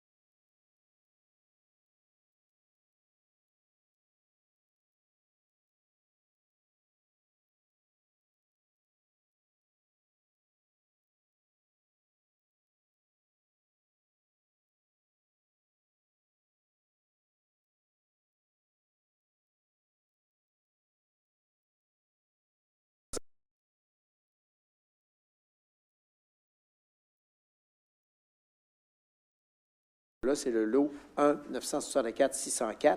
Donc, c'est un avis favorable pour l'utilisation à des fins autres que l'agriculture. Une autre demande d'autorisation aussi qui est présentée à la Commission de protection du territoire agricole pour l'utilisation à des fins autres que l'agriculture du lot 2-845-629, c'est le chemin Craig dans le secteur de Saint-Étienne. Et une autre demande d'autorisation à la Commission de protection du territoire agricole, donc, qui est le chemin des Phares, secteur de Saint-Joseph de Lévis. Alors, c'est les lots, une partie du lot 3-337-056 et 2-359-728. Donc, toujours un avis favorable pour faire en sorte que la Commission puisse accepter cette recommandation, cet avis favorable. Une autre demande d'autorisation présentée à la Commission de protection du territoire agricole, donc pour les lots 2, 848, 899, 529, 541. C'est dans le secteur Saint-Étienne de Lauzon. C'est pour donner à la Commission de protection du territoire agricole un avis pour l'utilisation des fins autres que l'agriculture pour y établir un centre équestre, donner des cours d'équitation et procéder à la transformation d'entreposage, la vente de bois de chauffage. Donc, c'est l'agriculture émergente. Souvent, il y a des gens qui font de l'agriculture émergente, l'élevage de chevaux, etc. Alors, il y a une ouverture de la part du gouvernement pour ce type d'activité maintenant. Volet 2, c'est l'utilisation des fins autres que l'agriculture pour y débiter, corder, faire sécher du bois de chauffage sur un terrain. Alors voilà, ça fait le tour. On avait aussi une adoption du plan d'action pour la région de Chaudière-Appalaches dans le cadre du programme d'aménagement durable des forêts. Alors, ce n'est pas un gros budget pour nous, je pense. Hein, c'est minime, vraiment. C'est ça, on ne peut pas dire qu'on a un gros budget là-dedans. Et c'est un appui à l'Ordre des architectes. Donc, on appuie, dans le fond, les recommandations de l'Ordre des architectes qui est dans le mémoire qu'ils ont présenté, la qualité architecturale, un chantier à poursuivre, qui est déposé dans le cadre des consultations publiques qui sont menées par le ministère de la Culture pour le renouvellement de la politique culturelle du Québec. Et on signifie au gouvernement du Québec l'importance d'adopter une politique nationale de l'architecture. Alors, on est en faveur de ça et on appuie donc l'Ordre des architectes du Québec. On a aussi l'approbation du budget 2017 de l'Office municipal d'habitation. Donc, le budget 2017 de l'Office municipal d'habitation, je comprends qu'il va être approuvé ce soir. Et c'est tout pour la direction de l'urbanisme. C'est ce que j'ai proposé. Je vais en faire la proposition, Guy Dumoulin. Parfait. Nous passons maintenant à la direction de développement économique et de la promotion. C'est le financement de la dépense relative à l'acquisition d'un lot, donc sur la rue Saint-Étienne, dans le secteur de Lévis. C'est une dépense qui va être réalisée au montant maximal de 228 000 $ pour des fins de développement du territoire en matière économique, environnementale, patrimoniale et historique. Et finalement, on a une abrogation de la résolution pour la vente d'un lot à Métal Gaïa. Il s'est avéré que le lot qu'on vendait n'avait pas la structure porteuse nécessaire, n'est-ce pas, pour recevoir le projet. Alors donc, on a mis fin à la vente du terrain. Alors donc, c'est un petit peu ce qui s'est passé. Alors donc, voilà, c'est tout pour la direction du développement économique et de la promotion. Est-ce qu'on a un proposeur au secondaire? OK. On passe maintenant à la direction de l'approvisionnement. Dépôt de la liste des contrats au 31 janvier 2017. Encore une fois, on dépose les contrats, la liste des contrats de tout ce qui était accordé par la Ville. Et en même temps, je pense que le Comité de finances et des ressources humaines se penche très sérieusement, mensuellement, sur cette liste-là. Les questions sont posées en conséquence et on doit y répondre. C'est la raison pour laquelle il y a un petit décalage entre le moment où on les rend publics, parce qu'on n'y va pas à l'état brut. Mais maintenant, il y a une analyse qui est faite par le Comité de finances. Merci au Comité de finances pour faire cette analyse, parce que c'est quand même assez substantiel. Et des fois, il y a des bons points qui sont soulevés. C'est intéressant. Alors donc, on a aussi l'adhésion à un regroupement d'achat d'orthophotographie aérienne et de données LIDAR avec la Ville de Québec. Et on a le financement qui est afférent.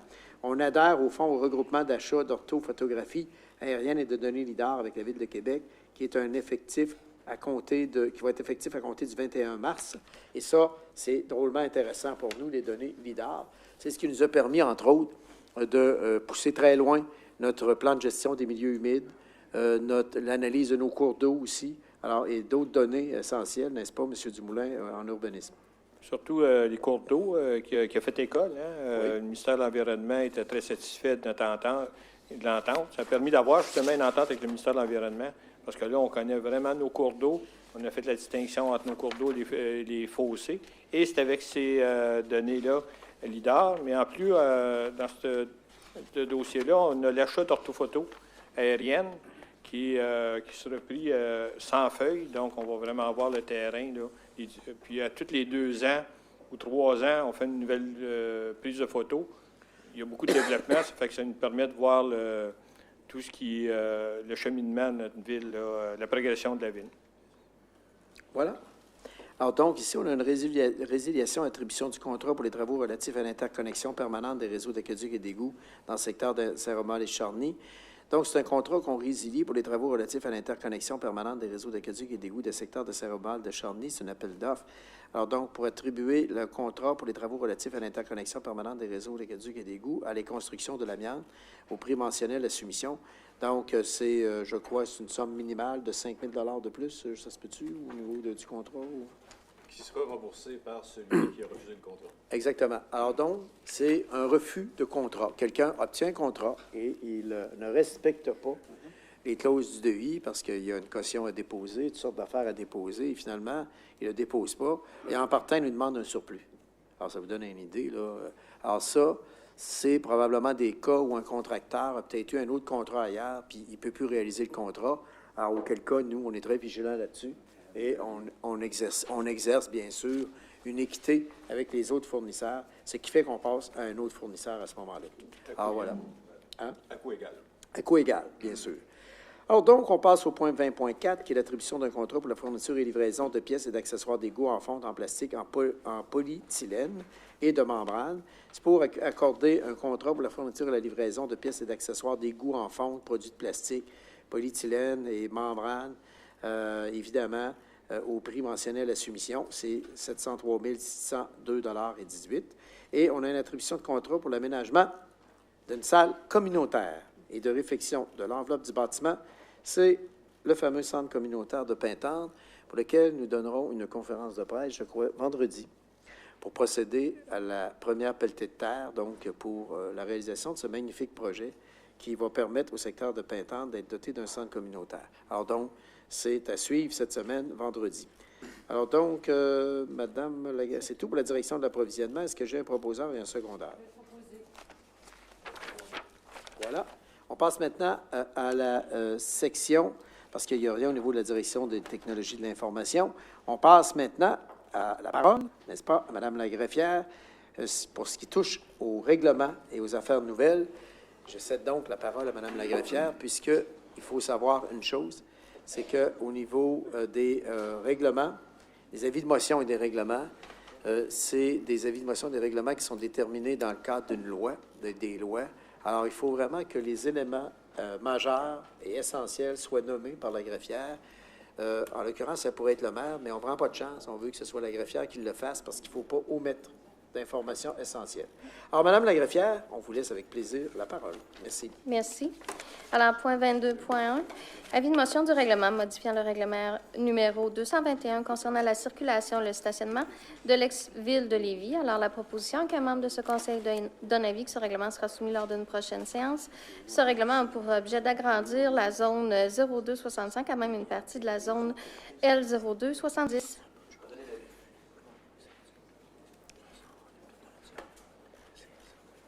Oui, alors on continue.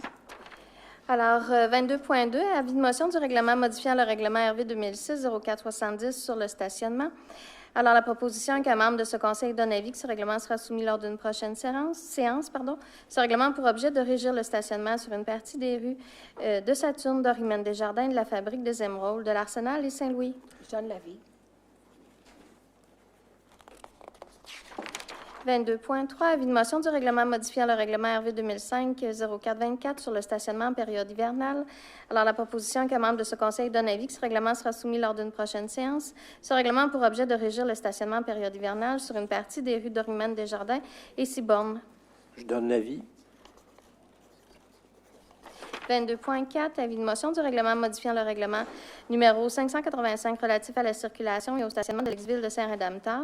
La proposition est qu'un membre de ce conseil donne avis que ce règlement sera soumis lors d'une prochaine séance. Ce règlement a pour objet de régir le stationnement dans le stationnement municipal de la piste cyclable du Grand Tronc. 22.5, avis de motion du règlement modifiant le règlement RV 2006-0470 sur le stationnement. Alors, la proposition qu'un membre de ce conseil donne avis que ce règlement sera soumis lors d'une prochaine séance. Ce règlement a pour objet de régir le stationnement sur une partie des rues du Vieux-Fort, du Moulin-Ross, Sainte-Hélène et du boulevard Guillaume-Couture. Je donne l'avis. 22.6, avis de motion du règlement de tarification pour les services rendus par la direction du service de police. La proposition est qu'un membre de ce conseil donne avis que ce règlement sera soumis lors d'une prochaine séance. Ce règlement a pour objet de prévoir la tarification applicable pour la vérification des antécédents judiciaires, le service d'un policier, la vérification dans le cadre d'un processus de demande de suspension du casier judiciaire, la validation des numéros de série et les fausses alarmes. Je donne l'avis. 22.7, avis de motion du règlement modifiant le règlement RV 2011-11-23 sur le zonage et le lotissement, majoration de la superficie maximale des cabanons pour les habitations de plus de 6 logements. Alors, la proposition est qu'un membre de ce conseil donne avis que ce règlement sera soumis lors d'une prochaine séance. Ce règlement a pour objet de majorer la superficie maximale des cabanons pour les habitations de plus de 6 logements. 22.8, avis de motion du règlement modifiant le règlement RV 2011-11-23 sur le zonage et le lotissement, création de la zone H18-19 pour autoriser l'usage H1 habitation unifamiliale isolée, chemin Bel-Air-Ouest, secteur Saint-Jean-Chrysostome. Alors, la proposition est qu'un membre de ce conseil donne avis que ce règlement sera soumis lors d'une prochaine séance. Ce règlement a pour objet de créer la zone H18-19 à même une partie de la zone A18-05, d'autoriser l'usage H1 habitation unifamiliale isolée et de prévoir les normes applicables à cet usage. Adoption de projet de règlement. Alors, 23.1, adoption du projet de règlement modifiant le règlement RV 2011-11-23 sur le zonage et le lotissement, majoration de la superficie maximale des cabanons pour les habitations de plus de 6 logements. Alors, la proposition est d'adopter le projet de règlement tel qu'annexé à la fiche Urbain 2017-013. J'en fais la proposition.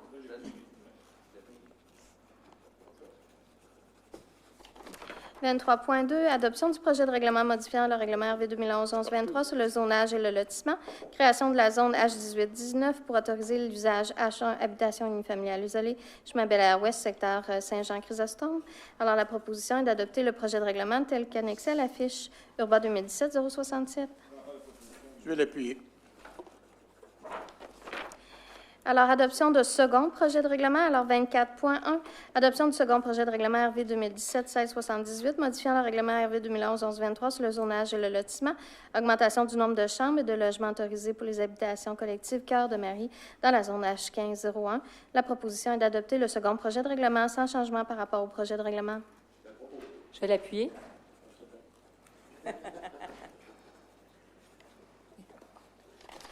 24.2, adoption du second projet de règlement RV 2017-1677, modifiant le règlement RV 2011-11-23 sur le zonage et le lotissement, ajout de la classe d'usage C700, établissement hôtelier, dans la zone M2580 dans le secteur Lévis. Alors, la proposition est d'adopter le second projet de règlement sans changement par rapport au projet de règlement. Je propose. J'appuie. 24.3, adoption du second projet de règlement RV 2017-1679, modifiant le règlement RV 2011-11-23 sur le zonage et le lotissement, création des zones H2495 et autres entre les rues Charles-Rodrigue et Lamartine dans le secteur du prolongement de la rue Thomas-Chappé dans le secteur Lévis. La proposition est d'adopter le second projet de règlement sans changement par rapport au projet de règlement. Je propose. C'est correct. 24.4, adoption du second projet de règlement RV 2017-1663, modifiant le règlement RV 2011-11-23 sur le zonage et le lotissement, modification des zones M25-66, H25-65 et création de la zone M25-63 à proximité du prolongement du boulevard Étienne-Dallaire dans le secteur Lévis.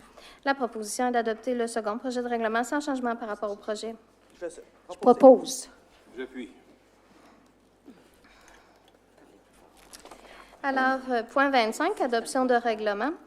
Alors, 25 points, adoption du règlement RV 2016-1644, modifiant le règlement RV 2011-11-23 sur le zonage et le lotissement, modifier la hauteur minimale en étage dans la zone H12-32, rue Abbé-Ruelle, dans le secteur Saint-Romuald.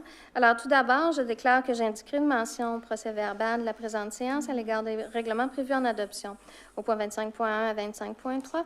Alors, une déclaration à l'effet qu'une copie des projets de règlement ont été remises aux membres du Conseil de la Ville au plus tard 2 jours juridiques avant la présente séance, que tous les membres du Conseil présent déclarent avoir lu ces projets de règlement et qu'ils renoncent à la lecture de ces règlements, et ce, à moins d'avis contraire à ce moment-ci de la part d'un ou des membres du Conseil. Alors, pour le point 25.1, attendu que ce règlement a pour objet de réduire dans la zone H12-32 le nombre minimal d'étages exigé pour une habitation unifamiliale jumelée de 2 étages à 1 étage. Alors, la proposition est d'adopter le règlement sans changement par rapport au second projet. J'en fais la proposition. Je vais l'appuyer.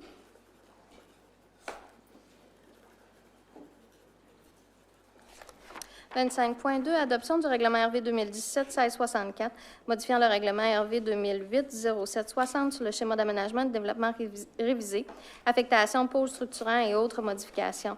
Attendu que ce règlement a pour objet de préciser que le terme site de développement ou de redéveloppement peut comprendre plusieurs phases de développement ou redéveloppement, de modifier la délimitation de l'aire d'affectation pôle structurant, de remplacer les cartes 24, 24.1 et 25. La proposition est d'adopter le règlement sans changement par rapport au projet de règlement. Je vais en faire la proposition, Guy Boulet. Je l'appuie. Merci. 25.3, adoption du règlement RV 2017-1674, modifiant le règlement RV 2013-1239 sur les ententes relatives à des travaux municipaux. Alors, attendu que ce règlement a pour objet de supprimer une définition et d'en ajouter deux autres, d'abroger l'article 14 relatif à l'interprétation des plans, d'abroger l'article 15 relatif aux conditions requises pour conclure une entente avec la Ville, d'abroger l'article 16 relatif à la notion de densité brute moyenne, d'apporter des modifications concernant les charges financières partagées pour certains travaux, d'apporter une modification afin de changer un critère pour la détermination du coût de réalisation des travaux, d'apporter des modifications à certains éléments contenus dans le tableau 1 relatifs au seuil au-delà desquels certains travaux municipaux sont considérés comme surdimensionnement, de modifier des modalités relatives à certaines garanties financières exigées, d'actualiser le nom d'un ministère et l'une des directions, d'apporter certaines précisions concernant les travaux municipaux à être cédés à la Ville, et enfin la suppression des annexes A et B du règlement. Alors, la proposition est d'adopter ce règlement. Je vais en faire la proposition, Guy Boulet. Je l'appuie. Affaires nouvelles. Allez-y, Madame la greffière, pour les affaires nouvelles. Merci.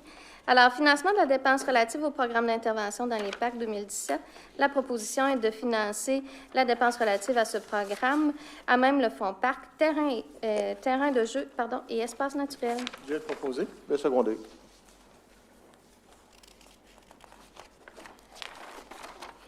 Félicitations à l'administration portuaire de Québec.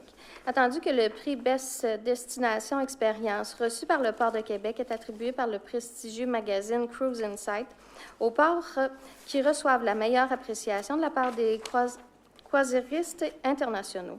Attendu que l'administration portuaire de Québec travaille depuis plusieurs années à mobiliser les intervenants gouvernementaux, municipaux et d'affaires dans le but de faire de Québec une destination de choix sur l'échiquier des croisières internationales. Attendu qu'en tant que partie prenante de la communauté urbaine de Québec, Lévis bénéficie inévitablement du rayonnement offert par l'excellence de la destination Québec. Attendu que les villes de Québec et Lévis collaborent pour la constitution d'une zone industrielle-portuaire afin de cibler des opportunités de développement. Attendu que la Ville a développé une relation de travail incluant la conclusion d'une entente de collaboration avec cette administration dans le but d'accueillir des navires de croisière internationale au quai Paquette. Attendu que la Ville a mis en place les infrastructures nécessaires pour accueillir des navires de croisière internationale au quai Paquette. Et attendu l'excellente réputation de notre partenaire dans l'industrie contribue à ce que la Ville de Lévis devienne à terme une alternative d'escale de choix pour les navires visitant le fleuve Saint-Laurent. Alors, la proposition est de féliciter l'administration portuaire de Québec pour avoir remporté ce prix, source de fierté et d'inspiration pour la population lévisienne. Je propose. J'appuie. Alors, résolution visant à transmettre nos condoléances et à témoigner de notre solidarité au peuple du Royaume-Uni. Attendu que le peuple britannique a été la cible d'une attaque meurtrière le 22 mars 2017, attendu que cet attentat constitue une atteinte aux valeurs de paix et de liberté que nous partageons avec le Royaume-Uni, attendu qu'une mobilisation internationale est nécessaire pour la protection de nos valeurs de démocratie et de liberté, alors la proposition est de transmettre nos condoléances aux familles et aux proches des victimes, ainsi qu'un prompt rétablissement aux nombreux blessés, et de réaffirmer notre solidarité au peuple du Royaume-Uni, de même que de transmettre une copie de la présente résolution à M. Richard Drouin, consul honoraire du Royaume-Uni à Québec. À l'unanimité? Oui, je le propose, puis à l'unanimité. Oui. Parfait, merci. Alors, c'est complet. C'est complet, Madame la greffière. Donc, il ne nous reste plus que de passer à la période d'intervention des membres du conseil municipal. Alors voilà. C'est quoi ce genre d'intervention-là? Ça commence bien. C'est pas ça qu'on voulait dire. La fête de l'eau. Madame Brigitte Duchesneau, Madame Brigitte Duchesneau, notre conseillère, travaille actuellement à la préparation de la fête de l'eau dans le secteur de Saint-Romuald, qui va avoir lieu encore une fois cette année, Madame Duchesneau. Oui, c'est super. Alors donc, on va commencer avec M. Fortin aujourd'hui, tiens.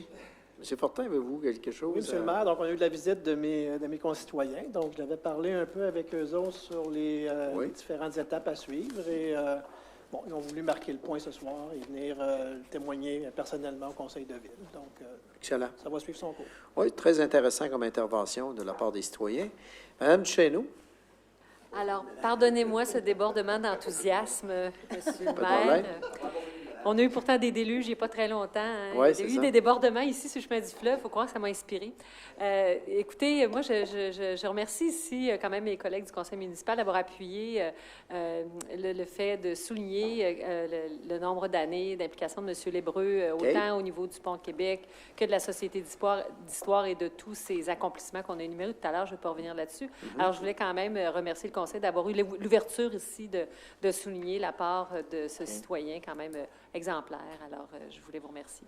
Et puis, on reviendra un peu plus tard pour la fête de l'eau quand j'aurai un peu plus de programmation en tête. Là. On est en train d'effectivement préparer ça à grand train. Oui, c'était un test aujourd'hui. Monsieur Patry? Oui, M. le maire, brièvement, on a adopté ce soir le deuxième projet de règlement en ce qui concerne le nombre maximal de logements fixés dans une zone à Charny. C'est très important parce que c'est le cœur de Marie. Vous connaissez et ça porterait le nombre de chambres de 52 à 105. On sait qu'il y a une demande pour ça, puis le cœur de Marie, ça répond à un besoin. Et je suis content que le deuxième projet de règlement est adopté. Le règlement final va sans doute l'être, mais je pense que c'est à souligner que ce changement de zonage-là, c'est dans une zone propice à ça, il va sans dire. C'est à côté du centre hospitalier Paul-Gilbert.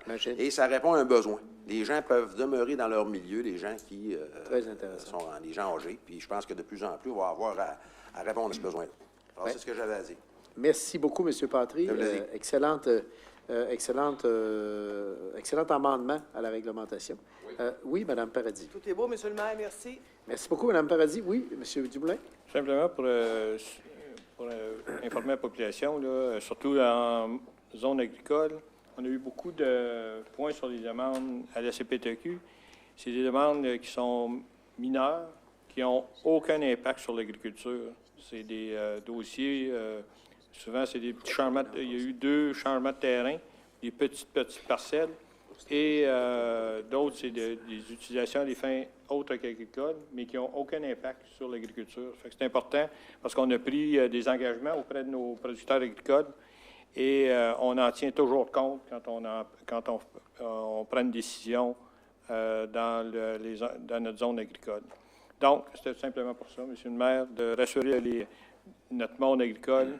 Aucun impact sur l'agriculture. Merci beaucoup, M. Dumoulin. Oui, M. Béziner. Oui, bien, écoutez, juste tantôt, on a passé 2 points qui concernent les ressources humaines. J'en profite pour revenir là-dessus. On a un premier point où on engage quelqu'un qui va venir renforcer l'équipe qui travaille à la circulation. Avec une ville comme la nôtre, il y a beaucoup de questionnements sur la circulation et on a senti qu'on avait besoin de renforcer cette équipe-là. Donc, on ajoute une ressource dans cette direction-là. Et le point suivant, c'est qu'on a procédé à l'embauche d'un contremaître, c'est-à-dire un comblé, un poste, un contremaître, et c'est une promotion à l'interne. Alors, c'est très intéressant que nos employés sachent qu'on est très sensible aux promotions à l'interne, à standard égal, critères égal. On choisit toujours des gens qui viennent de chez nous. Donc, je trouvais que c'était 2 points qui valaient la peine d'être mentionnés. Merci. Merci, M. Bazinet. C'est intéressant parce qu'effectivement, nous avons maintenant une nouvelle politique qui est d'encourager le plus possible la promotion à l'interne, ce qui donne des perspectives de carrière aux gens. Bien sûr, il faut avoir les compétences, mais on s'entend là-dessus, mais au moins offrir des perspectives. Et des fois, on y va sur des mandats qualifiants où les gens suivent une certaine formation qui leur permet d'accéder à des fonctions intéressantes. Oui, Monsieur Mamanda. Oui, Monsieur le maire, je voudrais juste corriger. Vous m'avez posé la question tout à l'heure, quand on a parlé des contrats d'assurance collective, si c'était la dernière année. Je vous ai dit non, c'est l'avant-dernière, mais vous aviez raison. C'est la dernière année. Et juste vous dire que c'est une augmentation de 355 000 OK? Mais c'est une augmentation paritaire, c'est-à-dire moitié employeur, moitié employé. OK, super. Mais c'est effectivement la dernière année et on va retourner en appel d'offres au cours des prochains mois. Merci pour cette précision. Et il y a Mme la greffière qui aurait peut-être une petite coquille à corriger. Oui, allez-y, Mme la Oui, greffière. c'est ma soirée. Oui, merci beaucoup, Monsieur le maire. Au point 22.1, je vous ai lu l'avis de motion pour le règlement qui modifie le règlement numéro 221 qui concerne la circulation et le stationnement de l'ex-ville de Lévis. Alors, Monsieur Patry, vous avez donné l'avis de motion. Si vous êtes d'accord, l'objet du règlement, c'est de régir le stationnement dans certains espaces du stationnement municipal de l'Aréna André-Lacroix. Alors, ça vous convient comme ça? Merci beaucoup. Merci. Ça va bien? Bien, merci beaucoup, Mme la greffière. Alors, donc, on donne maintenant la parole à Mme Janet Jones. J'ai rien. Merci beaucoup, M. le maire. Merci, Mme Jones, et bonne soirée. Monsieur Fortier? Ça va pour moi aussi, M. le maire. Ça va, M. Lamontagne? Ça va. Merci beaucoup. Mme Jeffrey? Bien, moi, j'ai une invitation à vous faire dimanche, à compter de 11h, à l'école Moussaillon. C'est le dîner spaghetti. Du service d'entraide de Pintendre. Tous les profits vont aller au service d'entraide de Pintendre. Et pour la première année, pas parce que les autres années, la sauce n'était pas bonne, mais c'est la boucherie Carrier qui commandite la sauce cette année. Alors, vous êtes invités à partir de 11h à l'école Moussaillon. Vous pouvez acheter votre carte à la porte. Et puis, c'est une bonne cause. C'est 10 $. C'est pas cher. C'est pas cher. Ça fait que vous êtes tous les bienvenus. Merci beaucoup, Mme Si vous Jeffrey. voulez donner congé à vos épouses, à vos conjoints, conjointes, c'est dimanche midi. Alors, Mettez pas de chemise blanche, c'est ça. Monsieur Lainès, qui est dans le quartier où il y a le plus de cônes oranges, c'est ainsi? Tout va bien, Monsieur le maire. J'ai appris que dans les prochains jours, il y a quelques poteaux qui vont disparaître dans le secteur de la rue Saint-Laurent, proche de la gare maritime. Donc, on commence à enlever certains éléments. Donc, Irritant, oui. Ouais. Alors, tout va bien. Merci beaucoup. Merci, M. Lainès. C'est vrai que c'est intéressant. Ça, on a toujours beaucoup de difficultés dans les planifications qu'on fait avec Hydro-Québec, Bel Canada. Je vous dis que c'est vraiment très compliqué de négocier l'enlèvement ou le déplacement de poteaux. Alors, c'est ce qui fait que souvent, vous voyez qu'on est dans l'obligation, par exemple, de mettre un bout de pavage au lieu de faire le trottoir parce qu'on attend qu'Hydro enlève les poteaux. C'est très compliqué. Il faut le dire, c'est d'une complexité incroyable. Alors, tant mieux, mais même, on a ceux de la rue Saint-Louis aussi qu'on s'attend qu'ils soient enlevés bientôt. On espère. Je ne sais pas si vous pouvez prendre une note, mais ce serait intéressant que ça puisse être enlevé le plus rapidement possible. Oui, M. Genet. Tout va bien. Merci infiniment, Avoir M. votre Genet. teint, je pense que vous avez fait un beau voyage. Oui, on a un petit repos d'une semaine qui a fait un peu de bien. Et puis, je tiens à vous dire qu'on revient en pleine forme, toujours dans le but d'améliorer la qualité de nos services, évidemment en tenant compte de la capacité de payer de nos contribuables. Et c'est ce qu'on fait pour le SRB, en passant. Alors voilà, donc, ce qui termine la période d'intervention des membres du Conseil. Est-ce qu'il y a des questions dans la salle? Ça va? Donc, on va procéder à la levée de l'Assemblée. Je propose. Merci. Je l'avais proposé. Ah, je l'appuie. Oui, vraiment. Oui, ma chère.